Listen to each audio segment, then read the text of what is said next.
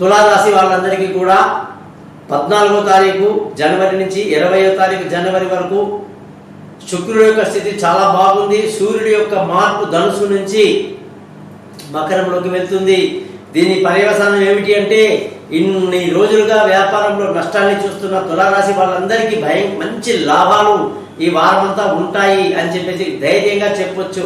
వ్యవసాయం అంతా కూడా చేసే వాళ్ళందరికీ రాబడి బాగుంటుంది. వ్యవసాయంలో మంచి లాభాలు దిగుబడి బాగుంటాయి. కాబట్టి తులారాశి వాళ్ళకి మానసిక నిబ్బరం బాగా కలిగి ఉండి మంచి సంతోషంగా ఆనందంగా ఈ వారం అంతా గడుపుతారు.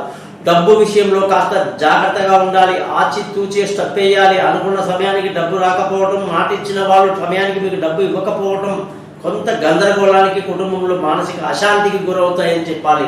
దానివల్ల పిల్లల చదువు కూడా కాస్త ఇబ్బంది అవుతుంది. కాబట్టి పరీక్షా సమయం జాగ్రత్తగా ఉండాలి. బంధువుల, స్నేహితుల సహాయ సహకారాలు ఏమాత్రం లభించినప్పటికీ తులారాశి వాళ్ళు ధైర్యంగా ముందుకు దూసుకువెళ్తారు. విలువైన వస్తువులు, భూములు, వాహనాలు, ఇతరత్ర అన్నిటి కూడా కొనడానికి ఎంతో అనుకూలమైన వాతావరణం సూర్యుడి యొక్క ప్రవేశం వల్ల జరిగింది.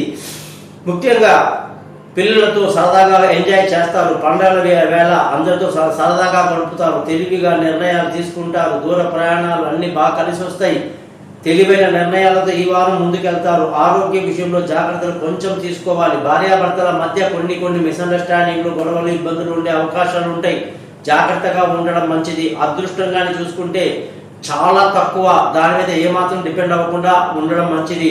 ముఖ్యంగా ఉద్యోగస్తులందరికీ మంచి ప్రమోషన్లు, ఇంక్రిమెంట్లు, మీ తెలివితేటలకి మంచి గుర్తింపు అనేది ఈ వారం లభించనుంది.